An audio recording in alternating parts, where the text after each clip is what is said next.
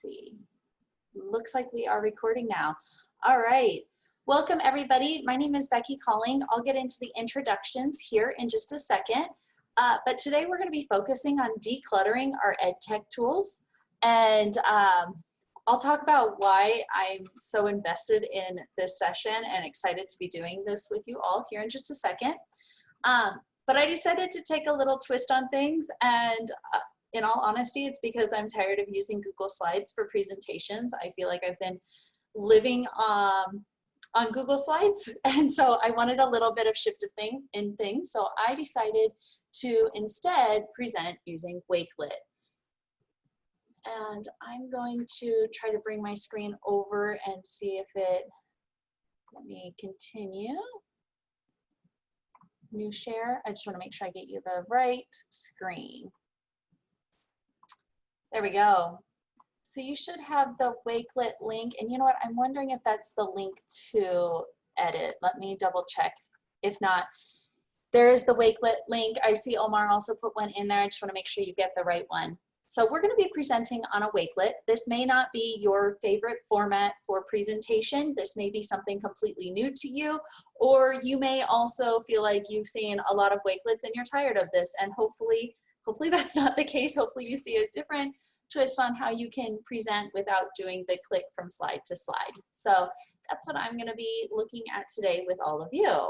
And it looks like we should be good to go.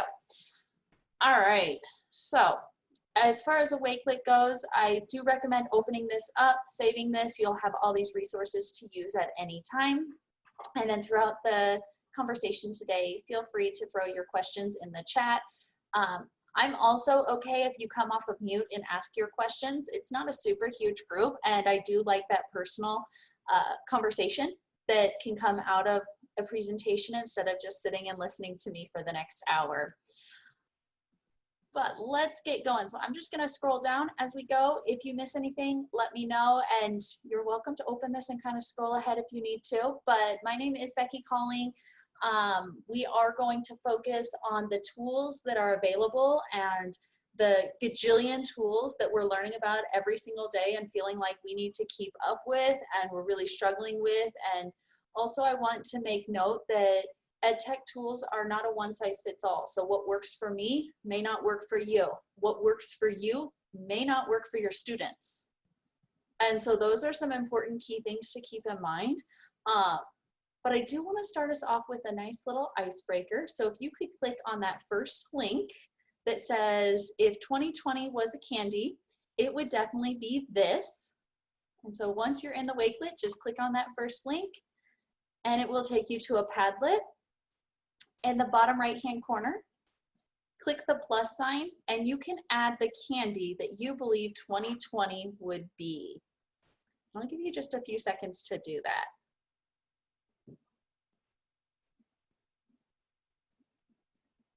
I put mine in there to give a little inspiration of what I thought it would be.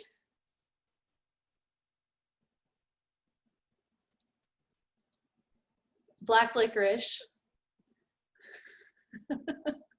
Black licorice, anything. I like that. For some people, they may really like black licorice, so they might be actually truly enjoying 2020. My fiance is one of those people who he is actually loving the fact that he gets to work from home and that he doesn't have to go and interact with everybody in the office every day. For me, I hate black licorice, and so I am a person's person. I do like people around. Oh, I like this one, a box of chocolates. Yes, yeah, you never know what you're gonna get. I went with the Harry Potter Birdie Bott's Every Flavor Beans because some days are really, really good. Like some days I'm like, this is great. I got engaged in 2020. It's been a great year, but then last night we have an earthquake that scared me to death. And so, you know, we're living in 2020 and enjoying it. Or surviving it, one of the two. Feel free to keep adding into the Padlet. This is just something I like to do to kind of get to know who's in the room, how we're all feeling. Some of us may just be tired and just want to sit and listen, and that's okay too. Oh, I like the warheads.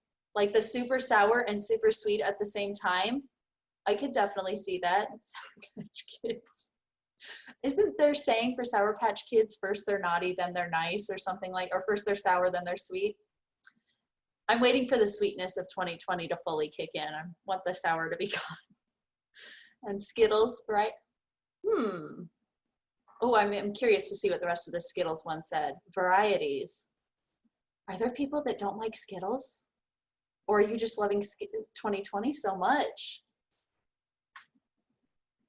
Oh, variety. So much to learn and do. Yes, yes. All right, I'll let you keep playing with that. And we're gonna jump back over to the Wakelet. Thank you for sharing this out. This was an icebreaker we did at the beginning of the year with teachers. So I'm gonna come back over to our Wakelet. A little bit about me. I'm an instructional coach in Newhall School District. If you don't know where Newhall School District is, we are in the Santa Clarita Valley. If you've been reading the LA Times over the past week, my school district has made the news because we have unfortunately been the victim to attack? Not malware, it's ransomware. A ransomware attack over the past week. So we've actually not been in session for a week. 2020 is the year that keeps giving. But we are an elementary only district, TK through 6th grade. I'm one of the instructional coaches and my focus has been on science and technology. And so I've been helping teachers integrate technology into their classroom or into their virtual classrooms since we started in March, and doing all of the training around technology and supporting a variety of different tech needs. I'm not going to dive into my site, but feel free to check it out and connect with me later. There is the link in here for that. So the big question of the day is educators are being inundated with technology tools. Why? Why is that happening? What's going on? In the classroom, we don't seem to feel all of this stress and pressure, but then we went virtual and our worlds just were shifted. And not only were our worlds shifted, we were then thrown 5,000 tools to put in our toolbox, to learn, to master, and it's overwhelming. One of the first things I did was I actually created another Wakelet collection. I went into do a Google search and just typed in EdTech tools. And no joke, this is what came up. So I'm gonna give it a second just to open. It was like 500,000 different blogs and articles of EdTech tools. And it started with, there's some that were pretty funny. You had 5 of the coolest EdTech tools that we found at ISTE, 20 top EdTech tools. There's one in here that really made me laugh. It was like the 101 hottest EdTech tools according to education, as if we have time to not only read 101 new EdTech tools, but then to also learn and pick and choose which ones to use. And I'm not saying any of these blogs are bad. They're amazing, but it actually tends to give us a little bit of imposter syndrome. Like, wait, these are the 5 coolest tools. Why don't I know these? I need to know these. I need to use these. These are the top 20 tools for the classroom. And should I be using all of these? There's like, so we get a little bit of that imposter syndrome. I'm guilty of that. I see something or I see a new badge and I'm like, I don't have that badge. How do I get that? I need to learn that new tool and my students aren't using this. Am I not a good teacher? And the reality is we are just getting so many tools thrown at us every single day, and it's not possible to learn them all, and we shouldn't be expected to. And I don't know that anyone is, other than ourselves. We put the pressure on ourselves. So I added in here a quick fast poll. If you want to click on that link, this one's super fast, and it's totally anonymous. Click on this link and tell me, where do you learn about most EdTech tools? Do you learn about them from Facebook, which I'm guilty of? I ended up, I had to like separate my world from the Facebook education accounts because it was just too many tools for me. Through Twitter, that's where I actually hear about almost all EdTech tools. Conferences like these. Professional development from your school, your district. I give professional development all the time in my district, and I'm constantly showing here's a tool that can solve that need and a tool that can solve that need. Internet searches. I'm curious to see if people are finding most of their tools just by searching on the internet or through coworkers. That's a big one I'm hearing a lot. And I get on calls with teachers who say, well, my coworker said that I need to be using. I'm like, well, why do you need to use it? Because they said you do, or because you have a need for it? So throw in there yours. I'm going to actually take this poll as well. Mine is Twitter. So I'm going to submit and check out our results. We have 11 votes, and they're coming from Twitter being our highest one. I'm not surprised. Twitter is the growing world for growing our professional learning network or community. And then conferences, definitely. Okay, so the others doesn't mean that we're not getting tools that way. That's just not where we get most of them. So I can definitely see this. We're gonna come back in here, and I think we have enough time to jump into the Jamboard, which is the next section. I really wanna get a feel for the room. That's why I'm not diving into the tools yet. If you click on this Jamboard, it should have shareable access.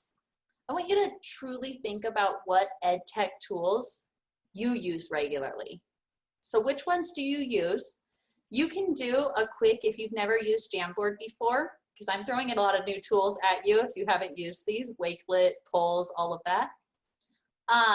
If you've never used Jamboard, you can come to the left-hand side and just add an image. You can search for your image in a Google search. You can also just use the text and add text. You could add sticky notes, or you could write it out. All right. Once you finish this one, you can keep going to the next frame. So I'm not gonna make everyone stick with one pace and do everything at the same time. So you can go to that second frame, which is a fun one. How many ed tech badges do you have? And some of you may not be able to count. You may have to go through and look at your signature. How many little badges do you have in your signature? How are you feeling about all the ed tech tools in your toolbox? And then on the last one is, how are your students feeling about all the ed tech tools in your toolbox? And I'm just going frame by frame by clicking the arrows and the top middle of my screen to go left or go right.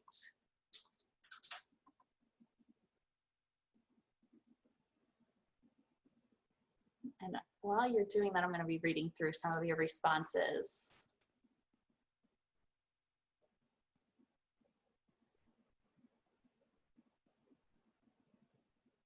Oh, see, I'm learning about a few new ones in here right now. Class time. I've never used class time. I'm gonna try to refrain from going and learning all of these new tools, but there are a few I probably will check out just to see. Being a tech coach, I feel like I have to keep up with all of them, which is also hard. GimKit, I've heard of GimKit, but I've never played with it. In other words, I've just seen it around on Twitter and I've never clicked to open it, so I might have to click that one. Padlet, Nearpod, Flipgrid, Google Slides, Seesaw. These are some common ones. Jamboard, Zoom, WeVideo, Nearpod. So it seems like actually, although we're using a lot of different ones, we're using a lot of similar ones. Quizzes, quizzes are great. Another GimKit, okay.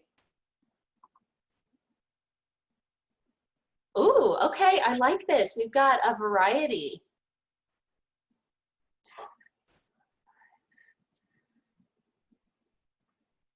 Nice. Distance learning, okay. ISTE 7, 3, or 4, 5, 0, 2. So a huge variety happening. Just one. I would say remove the word just and you've got one, and that's fine. And 0, that's totally fine. There's nothing in our job description that says we have to have ed tech badges. Like, let's be honest, we do it for ourselves. We do it. One of my friends in Global GEG, his goal has been to try to get a new one every single week. And I'm like, I can't keep up with that. I've got too much on my plate. The fact that I've got the ones I have, I feel really good about.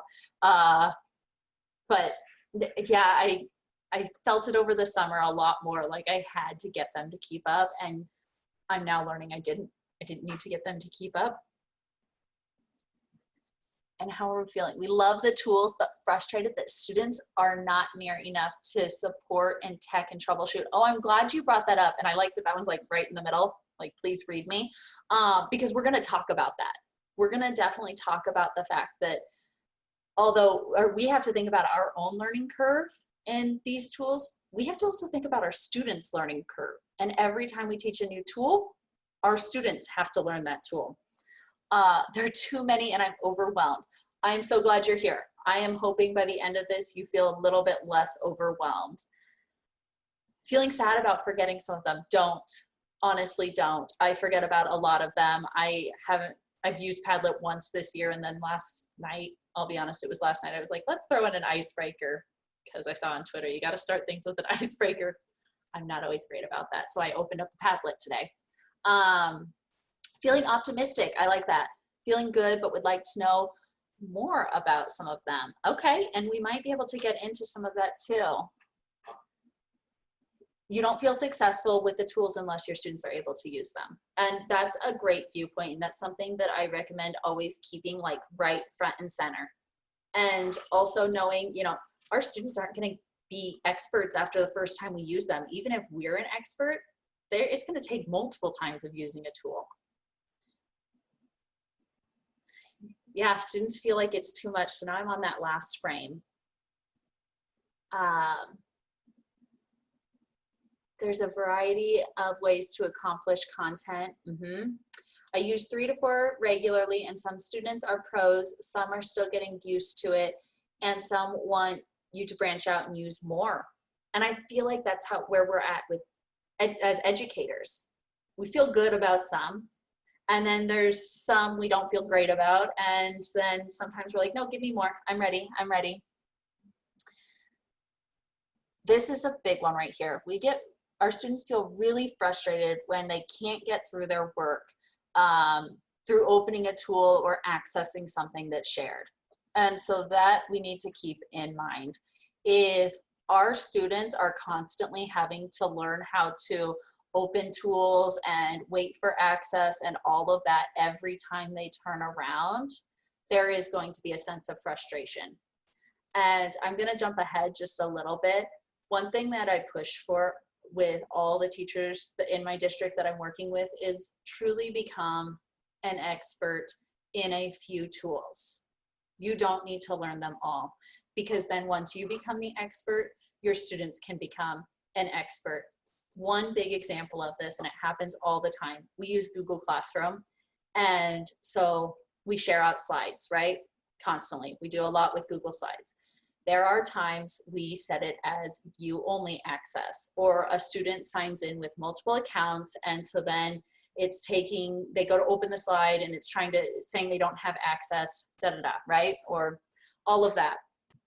If our students can become the expert with slides, they can also learn that if my teacher sets it as view only, I can make a copy because I feel good about this tool. I've used it a lot. So I can just make a copy, I can do my assignment, and I can still turn it in. I don't have to email the teacher, I don't have to wait for a response, I don't have to wait for her to re-upload the assignment. If I delete slides, I know how to look at my version history. Like, we can really give that ownership to our students and take a lot of stress off of ourselves because we are using a consistent tool. If we're constantly changing it and each day their ELA instruction is coming in a new format and a new tool, they'll never be the expert, and it will be email craziness from now until we go back face to face. And then what have we accomplished or resolved? So, but then we do have our students who love the variety. Like, let's keep in mind, this is all our students have ever known. They are growing up with technology. To them, it's not a tool, it's a way of life. And when we say, oh, it's a new tool for us, for them, this is just, yep, I know, this is how I'm doing ELA. I don't know any other way to do ELA. All right, thank you so much for engaging in this. I like Jamboards just to be able to get our thoughts all in one place, kind of see where we're coming at this from. So now that we've got a nice pulse of the room, let's dive into today's content and to what we really want to get into today, which is how to organize our toolbox. I want to start by just saying good teaching is good teaching. You don't need 5,000 tools. I put in here a cute little meme. I don't know if it's cute. It's kind of sad and scary, but the reality is we are still in a pandemic. We are in a global pandemic, which is something that we have never experienced before. Our students have never experienced before. And we are a little bit feeling like we're having to be the expert as well as the student, as well as the teacher. And we're totally reinventing and reimagining what education is while it's happening. So it's not a slow process. We always say go slow to go fast. Right now we're like sprinting, and we're sprinting the whole time in a marathon. We don't want to wear ourselves out. So we do need to slow down. We need to become the expert of some of these tools.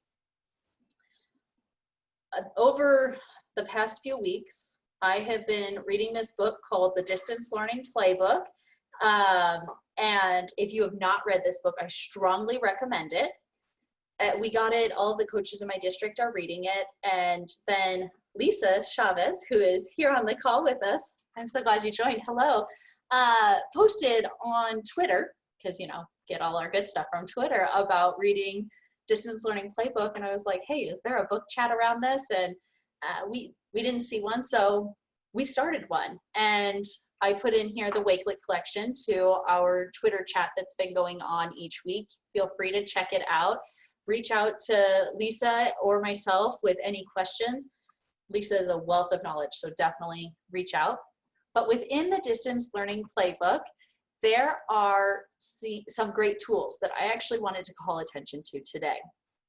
Tools that will help us determine which, or I shouldn't call them tools. Everything today is tools. We have ed tech tools, and then we've got like worksheets. They're not really worksheets, but let's call them like task cards, I would say, that are going to help us decide which tools are necessary. The first one I put in here, which I really liked, I thought this was a good starting point. This one is going to help us determine what we actually need. So as the educator, as the teacher, what do I need for an opening task? Do I need something that's going to engage my students like a Padlet? What am I looking for when I'm doing my opening task? Am I looking for students to show their work, to just see if my students are present and ready? Am I looking to see how my students are feeling? Some SEL going on in there. What do they need? And think about some online tasks that you're currently using for that, for your opener. What are you currently using for understanding, to help students develop that understanding, that deep cognitive, like truly, what do you get out of this? What tools are you using as an asking task? In other words, when we're asking our students to do something, what tools are we using? And then as far as problem solving. And when I think problem solving, I like to throw in there collaboration, because we really shouldn't be doing all of the problem solving independently. So what tools are we using for each of these? When you have a moment and you can, I hate to say print this in such a virtual world, but I'm someone who I did have to write it all out.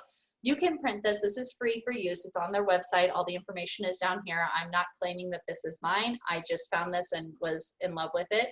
You can print it, or you can transfer it over to a Google Doc and fill it out and really see where most of your tools live, and see if you have any tools that live in all 4 categories. The goal would be to find a minimal amount of tools that you can use for multiple different tasks. Google Slides do not always need to be for presentation. Google Slides also don't always need to be for independent work where students are going and doing drag and drops every day with it. That to me feels a little more like a Jamboard. But really decide which tools are necessary and what you need for your students.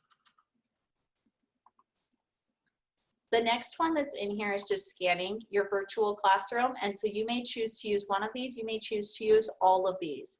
But think about your virtual classroom and think about what your students need and what you need. So, do your students need video recording for lessons and directions? Not every district needs this. I think most are now. But some districts were saying like, no, students are not gonna be live on camera. Or No, they are just going to watch videos. They're going to do asynchronous. I think most now are at the point where you're doing small groups and all of that, but determine what your students need and what you need. And if it is a need, then that's what you want to focus on.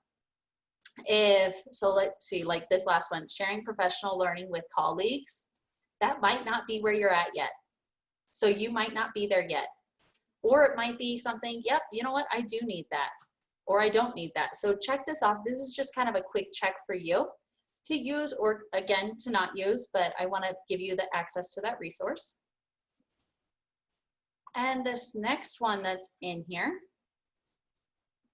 is called, it's the necessary conditions. So really think about your classroom. Find what your students would need if you were face-to-face. I'm going to spend a bit more time on this one than I did the other ones, because this to me is super important. This is where we're going to take what we were using in the classroom and we're going to plug it into what we're doing virtually. We're still in a classroom, we're just virtual. So when it comes to finding information, think about it. How did your students do that when you were face-to-face? What did they need? What tools did they need to find information? I'm guessing most of your students were not going to encyclopedias. And let's be honest, when your students were searching for information in the classroom, were they really going to the library to find all of their information? Or were we doing Google searches? And maybe they were going to the library to find all their information. I love that. I'm not saying don't. I'm just saying in today's digital age, we typically don't go that route. We typically go straight to the computer because it's all there. I don't have to worry about the book not being available or already being checked out. It's online. So think about these tools. What were your students using? If your students were doing Google searches in the classroom to find information, then how are they going to do that distance learning? That's not new. The thing I would focus on here is we already know how to do Google searches. How can I dive deeper? How can I show my students? I'm going to open it up. When we do a Google search, mine doesn't take me to Google, sorry, I've got the Wakelet extension. When I do a Google search, let's say we're searching about our favorite animals. I'm going to keep it really simple. And so we're searching about dogs. I type in the word dog. I need to show my students how to use this drop down. We sometimes forget about it. We assume that our students know how. So I could start by just typing in the word dog, and I can show my students, okay, look, there are seriously like a gajillion results. I could go through all of these. I could start right here with Wiki, which, let's not be afraid of Wikipedia anymore. I know it used to be the big no-no, but the reality is we shouldn't be afraid of it. We need to teach our students how to find this information and then determine whether or not it is valuable information, and also cross-check it to make sure, like, oh, this actually lines up with everything else. But we also need to explain to our students why does this come up first? Well, this comes up first because it's the most commonly searched. This is the one that gets the most clicks. In their world, it's like the one that gets the most likes, which that's the reality. But then I can keep going and I can walk them through each of these and say, you know what? I'm not really finding what I was looking for. We need to take a deeper search. Maybe I'm looking for dog breeds. And look, I get so many different results, and I could even go with dog breeds that don't shed and dive my report that much deeper, or my research that much deeper. I can also come in here to, oops, not more, to settings, and I can do some advanced searches. I can start narrowing it down even more if I understand how to use Google search. I can make sure that I'm only getting information that's in English, because the reality is I don't read other languages, and yes, I could have it translate. I could say I'm looking for information specific to a region. You can teach them how to go into this advanced search and search for each of the different components there. Let me go back. We can show them how to find information from the news. You can also teach them how to come in and, let me go into tools. Ooh. We can look for information that's within the past 24 hours or within the past week. Now, if I'm looking at dog breeds, I'm not probably going to do that, but if I'm looking at the earthquakes, it happened last night. That's within the past 24 hours. I'm going to look here in the past 24 hours. I don't need the earthquake from 20 years ago, because for our kids, that's not relevant at all. As much as it is, it really isn't. That is so far before when they were born. So diving in to show them how to do a proper Google search, to do a scholarly search for our older students. Our K2 definitely aren't doing scholarly searches, but they do need to understand how to do Google search. And just showing them the different tools and features in here. Even the fact that they can search by voice. Our littles can be doing Google searches because there's a microphone that allows them to search by voice. And they are capable. They are Google or they're YouTube searching all the time, so they can do it in Google too to find the information, even if it's just looking for images. So let's come back here to this tool. Then we also want to look at, so that's finding information. That is one tool. And if I can truly teach my students how to find information using Google search, do I need a lot of other tools?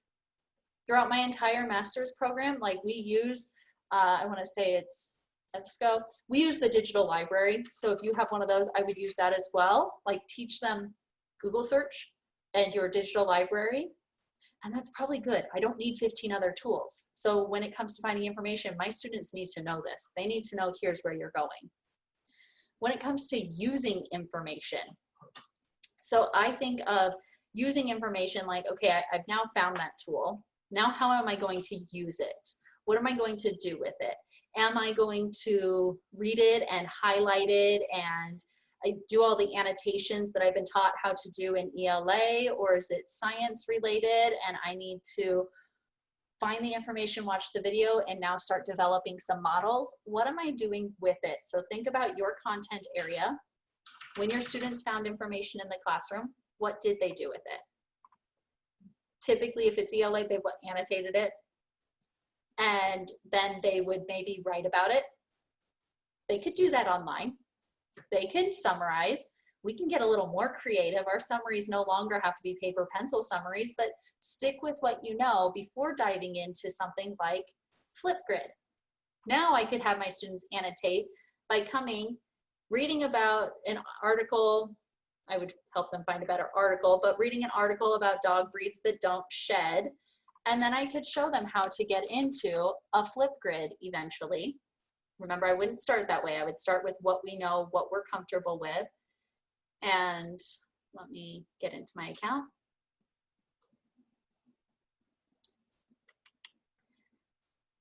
Internet goes really fast until you're on Zoom, always. But I could actually show them how to come in here and how to record a video. So you see, I have a lot of fun little videos that I create, but instead of always having to write it out, then they could come and start creating their videos, and they could annotate through a video and add a little more expression that way to make their life easier. If you're not ready for that step though, don't feel like I'm saying go and learn Flipgrid now. Come back to what you know, have them open up a doc, and have them write out their response like they would paper pencil. When they're doing that, yes, they are just replacing what would have happened in the classroom. That's a good starting point. Start with replace, start with what's comfortable, so then you can move on and start enhancing. We don't want to stick with living in the replacement world, but we need to be comfortable with the tools. I don't need my students to learn 10 different tools for using information. I need them to honestly learn like 1 or 2 and become the expert at 1 or 2.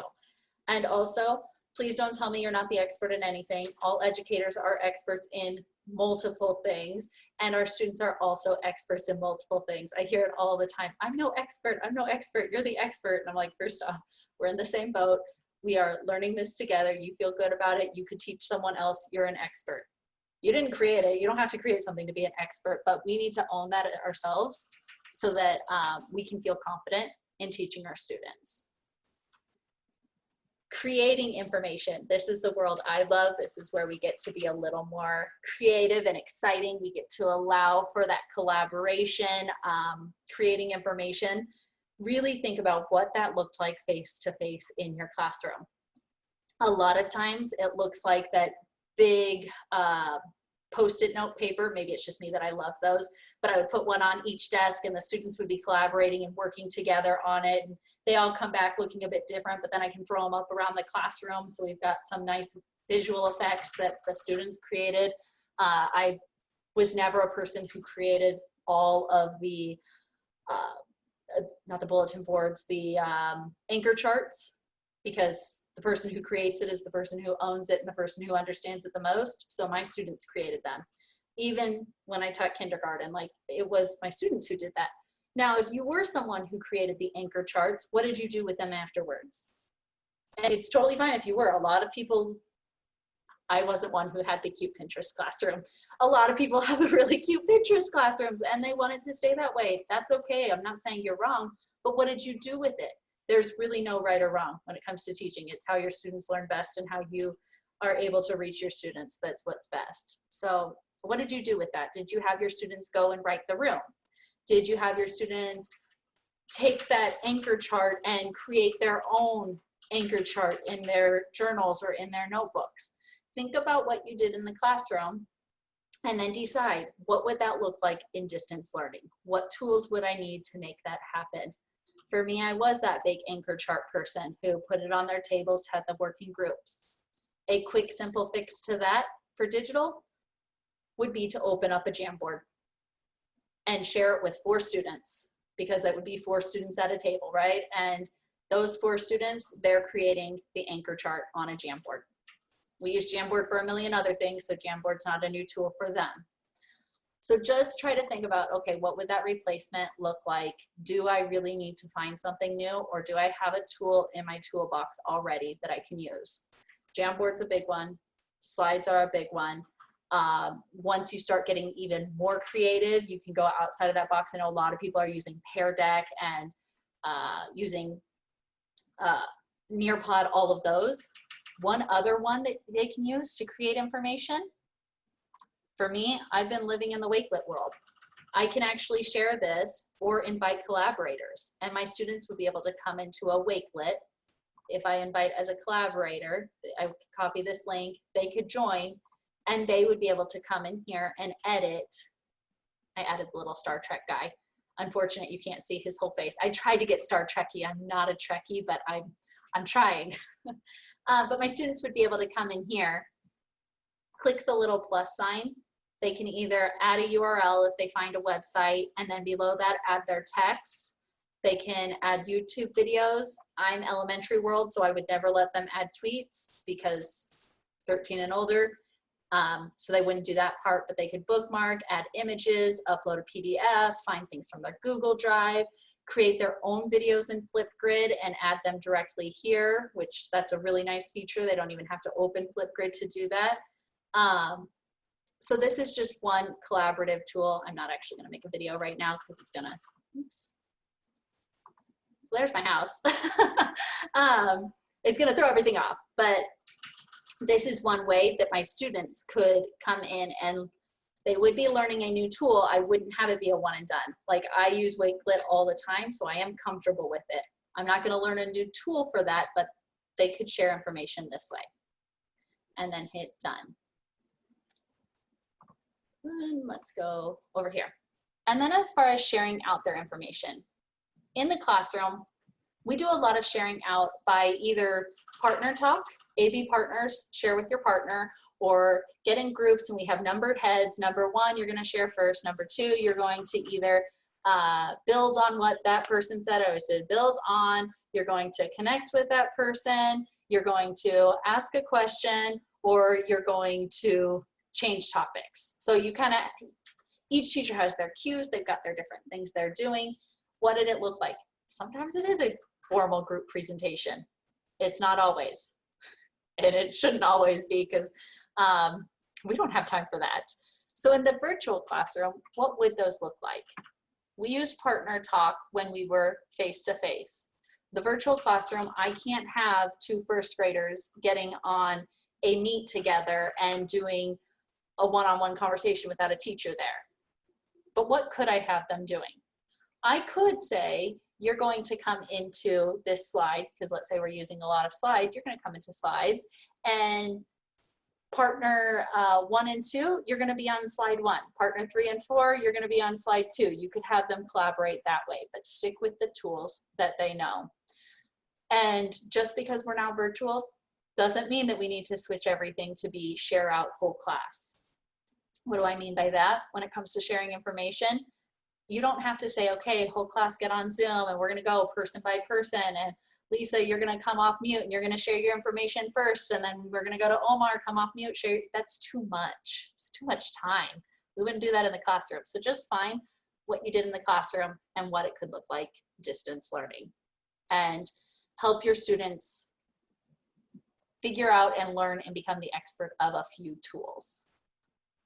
So I did show you some new tools as we were doing this, and I want to make sure that I make it very clear. I'm not saying you have to use those tools. I just wanted you to see, like, sticking with a few can be helpful. We're gonna come back in here, and then there's one more sheet that I wanna show you, one more PDF from the book that I found really helpful, which was evaluating. We are getting tools thrown at us daily, honestly daily. I think in the past month, I've been invited to a ThingLink workshop. I've been invited to a WeVideo workshop. I've been invited, I mean, the list goes on and on and on. And initially I started by going to every single one. Thought I need to learn this. Like the GimKit, I think I'm saying it right. I might be saying it wrong. I've seen that one a lot. I feel like I need to go learn it. What I would recommend doing, and this is what I have started doing, each time I'm invited to come and learn about a new tool, I'll learn because I want to know what's out there. And I get that imposter syndrome hardcore. So I feel like I have to know them all, but I evaluate the tool, and I'm not evaluating the tool to give to anyone else, because this is my true evaluation of the tool and what I need. So write the tool down, and then write, you know, what are the functions of this tool? Go through this quick checklist. And once you've finished, if you're like, oof, the tool is cool, it's really cool, I could definitely see this working for a lot of teachers, but as I'm reading everything, this tool is not going to meet my needs. It is not going to be a tool that I can use regularly enough for my students to feel comfortable. If that's the case, just push this to the side and know that maybe in the future it will be a need, but for right now it's not, and that's okay. So I've started doing that. I've started really evaluating tools and thinking like, oh, that's so cool, you're a WeVideo ambassador. I don't use WeVideo, I feel like I need to. And then I looked back and I was like, I don't need to use WeVideo to make these master videos for the purpose I need them for. This is like a quick 2-minute demo on how to do X, Y, and Z. Do I need to add a whole production behind it? It's cool, but no, I don't. So really evaluate the tools that you either are being introduced to or that you already have, and see if there's something that you can kind of clean up and push to the side and say, not right now. I really don't need that right now. And that's okay. Don't feel guilty or bad about that in any way. So that's the evaluation tool that I recommend just checking out and using. If we keep scrolling down though, there are, like I said, a million tools out there. If you create your necessary conditions sheet and you're like, honestly, I really don't have a tool for sharing out information. I don't know how we're going to do that. I don't know how to do partner talk in a virtual setting or group talk in a virtual setting, because we're talking in some cases as little as 5-year-olds. Like, how do we do that with them? They're still such beginners at everything. I did put in here a lot of resources. One that was created is the Epic Book of Web Tools and Apps. And in here, you are honestly going to find almost any and every EdTech tool available. It's going a little bit slow right now. And this was created by teachers and librarians all over the world, honestly, all over the world, where you can say, okay, I want to learn about GimKit. Like I said, that was the one I don't know anything about. I can actually click on it here and it's going to take me to a page in the book when it wants to go at a normal speed. It's coming. There we go. So GimKit, it'll take me to a page. I can learn about it right here. And what I would do as I'm learning about it is I would be evaluating it for my own needs. Doesn't mean it's bad. If it doesn't pass evaluation, that's just because it's not my thing right now. It's not exactly what I need. But I can click here for the index. I can watch it in action. I can read a little bit about it here. There's more going on over here. So just a really nice a tool for you to be able to utilize and see, okay, what is available if I can't meet X, Y, or Z need. Another resource that I've been utilizing a lot. So for example, I needed resources for the beginning of the school year. Like, how do we get to know our kids? We started off our school year without any curriculum. And what I mean by that is we got a lot of new curriculum this year. We got a new science curriculum, social studies curriculum. We got a new, which it hasn't even been uploaded yet, one for digital citizenship, a new math for sixth grade. Like, we took on a lot. And then we got a new single sign-on program that was supposed to make our life easy, and it's still not working. So basically, when I say no curriculum, it wasn't like, oh, we don't have it virtual. No, we had no access. Like, couldn't log into our ELA and math curriculum at all. Some still can't log into sign. So we really needed a way to start our year, and we wanted to look like we had our stuff together. And honestly, we didn't have enough tools to get through 3 weeks without any bit of curriculum. So I put out a poll on Twitter, and I was like, please share. Like, share with me tools to get to know your kids, what's available. If you are on Twitter and you're not using the poll feature, it's probably one of my favorites when it comes up. I just started by asking, and I keep them pretty simple. Oh, where'd my tweet go? My tweet's not going to show up right now. But I started by just asking, here we go.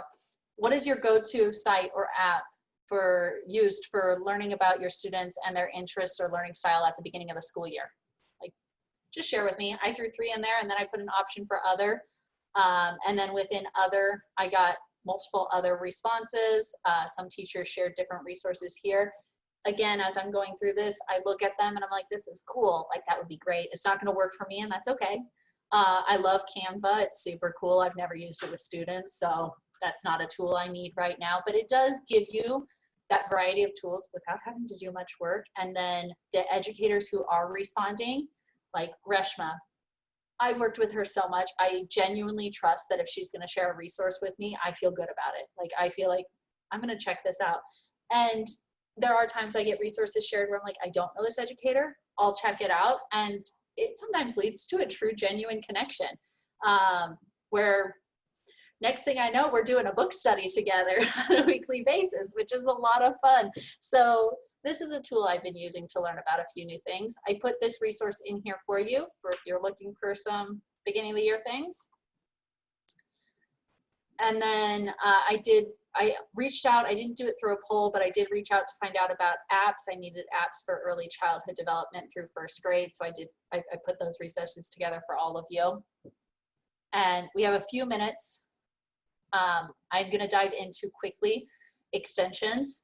Extensions are a tool. So I just want to, like, that is a new tool. Each time you add a new extension, it's like you're learning about a whole new ed tech tool. So keep that in mind. I see extensions everywhere. I did the same thing with extensions. I put out a Twitter poll, what are your favorite extensions? And I was genuinely overwhelmed with the amount of extensions available. They are so cool, but man, I can't keep up with all of them. So I just, for you to all see, I mean, this one has 185 views. So people are even looking at this right here just to see what's out there. 303 people voted on the Twitter poll and then just shared extensions galore.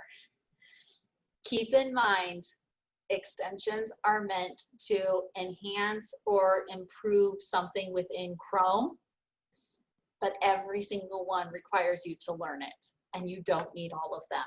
And honestly, they will slow down your computer if you have them all. I've got a good amount, so my extensions live up here. And if you're not too familiar with extensions, they are up here. They also live in your puzzle piece. You can unpin the ones that you don't need to be seeing, and that will unpin it from up here.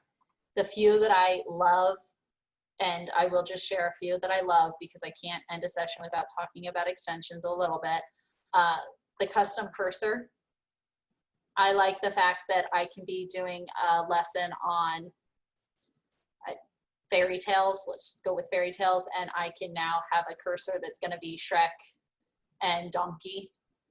Donkey's not showing up right now, but like that's fun for kids, and that's something I don't have to learn that tool. But if I'm feeling overwhelmed as it is, and custom cursor decides it's not going to work for me today, I'm okay to have a plain cursor. Like I can live with a plain cursor for a day, right? So there's some fun ones in here. I have had teachers who have reached out to me for support, and I'll get on with them, and they're like, my custom cursor, it won't upload. And I'm like, okay, how much time have we spent on this? And in all honesty, like, we can try to solve this, but how much time? If it's been more than 30 minutes to try to get a cute cursor, let's really think about, is this a tool we need? For some teachers, it actually truly is. Like this is, and I see in the comments that custom cursors helps my students track my screen virtually when sharing. Yes, if it's going to truly help your students track your screen so they can follow along with the little minion, then this is a necessity. This is something we're going to talk about, and I'm going to work with you to solve. For our older students, not saying older students don't need it, but for our older students who don't need a minion to help them track, maybe we don't spend our time on custom cursors right now. Or one of my good friends who she spent forever on it, and honestly, like, I don't know why it won't work. When she clicks on it, it does not show images. It just shows that broken little image thing everywhere. It doesn't work. We spent so much time on it and finally came down to, this isn't worth our time. Throw it out of our toolbox. We'll look again next year because it's not worth our time. There's too much going on. But I do really like custom cursors. I told you that I've been doing Wakelet a lot, so I did add the Wakelet extension. Some people hate that extension because instead of opening your Google page, it actually opens your Wakelet page. I love that. So that's a total preference thing, but not something you would need to learn. And then a few others that I've been loving. Screencastify. I like that I can quickly click on this, make the world's fastest video. I could open up student work and record a video to give them their feedback instead of just writing in their feedback. And then as I'm giving feedback, I could actually start highlighting on the screen while I'm talking to them, and then send them the clip of their video, their 2-minute feedback video. Super easy and way to give feedback, and something that our students really enjoy. And then of course I added the Bitmoji extension. Like those are probably the 3 that I use the most. You may have others that you use all the time, and that's great. You may be looking for some Chrome extensions because you're feeling good about what you have and you want to build your toolbox.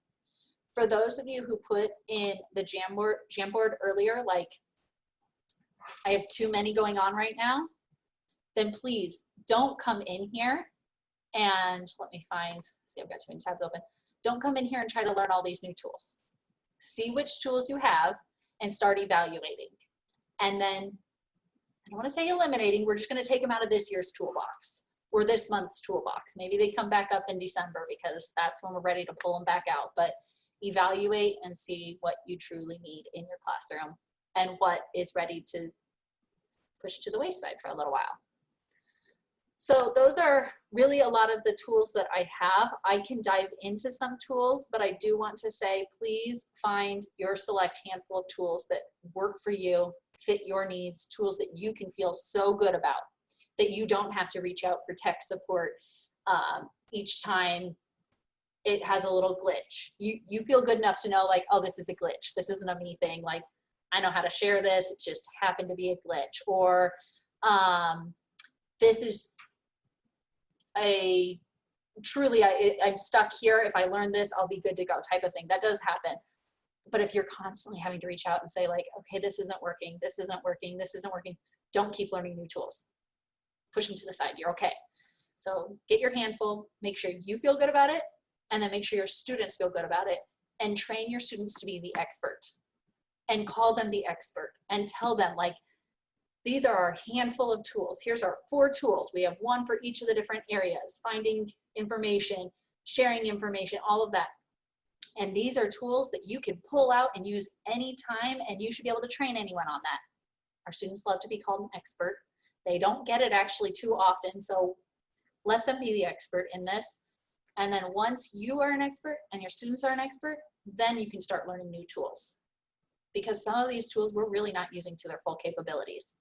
Some of us are still using slides to do drag and drops each day. What else could I do with it? I could get on a Meet with my students. We use Meet, same as Zoom, if you're not sure what I'm talking about there. I could get on a Meet with them, and I could actually share it with them so they could collaborate, and we can all be working on it together, and we can be commenting. We don't use that comment feature a lot. Let's start commenting. We don't use videos. We don't have students insert videos a lot, so maybe I'm going to teach my students how to insert videos. So really taking that tool to the next level. I just talked a lot, and I'm really sorry. That is a lot of me talking. Please do follow me on Twitter, not because I'm looking for followers, but because like I said, I learn a lot from other educators. I will follow back and continue the conversation. So I do like to actually connect and engage with people beyond, here, come listen to me for an hour. Hopefully you gained something. I really hope this was helpful. But beyond that, to continue our conversation and continue to grow together and support each other, and just giving ourselves that reminder that I might have 0 badges. That's okay, because here's what I did in the classroom, and here's what I'm doing for my students. I don't need a badge to know that I'm helping my students. I am going to take a breath and open it up for any questions. You are welcome to, I think everyone has the option to come off of mute, or you can throw it in the chat. And I've got Omar here to help with moderating too. But please let me know if you have any questions. I hope this helped. I hope I didn't overwhelm you. Again, if you are feeling overwhelmed, do not open these. So where it says, what tools should I be using? Like, stop there, don't open them. You don't need to use them. All right, but thank you all. Yeah, and definitely feel free to jump in with questions or comments or ideas. I'm happy to answer. I'm happy to show off any tools as well. I see a hand raise, yes. Thank you so much for this. Very informative. Some things I already use and always willing to learn new things. I just have a question about I think it's the Wakelet that you're using. Yeah. Would you recommend this more as a PD tool versus something to use with students? I'm just thinking of like just changing up professional development for my teachers. So great question. Actually, I've started using Wakelet. This is the first time I've presented with it. I usually don't present with it. I'll usually, like, within a presentation, share a Wakelet. And so that's totally up to you. I liked this style because I wanted you to walk away with not a ton of slides of resources, but just like, here's the one place I can go and choose to save this or not. I have been using it a lot, and I'll show you my Wakelet. Let me go home. I've been using it for my newsletters, actually. Okay. And so you can use it for professional development, similar to how I just did. You can also, I have a coach's digital update, which I create with the other coaches. And this one didn't get to go out yet because we were shut out of our computers, but this one did. And so each week, we have a digital update, and I send this out to all of the teachers, and I just put everything in here. And so that it guides them through, like, I could click on this if I need this, or a lot of these things you'll see I find off of Twitter. But I put the resources in here and share this out as our newsletter for all the teachers in our district. And then, so you definitely could. I use it for students, or not for students, for teachers to collaborate and share their ideas as well. So totally up to you. If you are, I like that. Thank you. Yeah, definitely. If you, Lisa, can you explain really quick? What do you want me to explain? Oh, sorry, Lisa Beeler. Oh, okay. I'm sorry. I'm here. Never think you're bothering me because Oh, it looks like there are 3 Lisas in here. We're having a Lisa fun day. Lisa, your comment, if you are chatting, make sure you choose everyone rather than me. Yeah, I think that I just popped back in and I could see that there were a lot of, attendees can only chat hosts. Okay, do you know, Omar, do you know how I can change that? Yeah, it would have to be changed in the settings at the end of this to allow in the next session for others to be able to do that. We're not able to change it during the session. All right, I'm so sorry. No, it's okay, I can do that. My apologies, everybody. I thought you all just wanted to private message me all your questions, so that's funny. No, that's great. Okay. But yeah, I hope I answered your question about Wakelet. There is a lot on it. You can use it for a lot of different purposes, just collecting your own information like I've done, or doing newsletters, or presenting and going through a flow that way. Any other comments or questions? I know we're at time, but I'm happy to answer. Can I say something? Of course. I just wanted to say that Becky didn't know I was coming at all, and she really knows her stuff. I'm just amazed by you, and I'm so lucky I get to work with you on the book chat. And the distance learning playbook, I really recommend it. She showed a lot of sources from it, and it just to use it as a guide, it's a great book. So, yeah. Okay. Thank you so much. And thank you all for joining. Oh, I love it. Thank you all. Thanks for sharing. All right, bye everyone. Yes, I'm going to stop recording. I need to do that. You know, I had in my settings before I set the